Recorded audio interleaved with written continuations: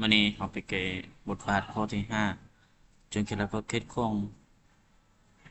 อีกก็ไปหาปีส่วนสองกดโค้ง3อีกส่วนให้กดอีกจากกด3อีกจะเท่ากับ4กดกำลัง3อีกลบให้3กดอีกเท่ากับกดอีกเนี่ยเอาเนี้ยเอาไปส่วนคูณนะเอากดคนนี้เอาเนี้ยเอาไปส่วนคูณกลายเป็นเอากดนี้เอาไปส่วนคูณกลายเป็นกดของอีกคูณให้4กดกำลังสองเพราะว่าเอาเนี้ยเอาตัวหนึ่งวับจนนอกแล้วของอีกลบให้3ก็เก็ตของอีกก็ไป5 p ส่วน2ของ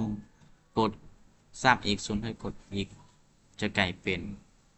กดของอีกส่วนกดแสดงว่าอยู่ในนี้เราไปเอาค่าตัวนี้มาแทนจะนี่วันนี้กดกับกดตัวนี้หมดไปสุดท้ายก็ยังเหลือ4กดกำลังสองของอีกลบ3วันนี้เราเอา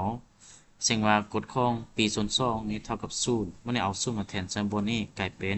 4คูณ50กำลัง2แสดงว่าเท่า0แสดงว่าโปรเคปของตัวนี้จะเท่ากับลบ3แสดงว่าโปรเคปของอีกก็ไป5ปีส่วน2นี้เท่ากับลบ3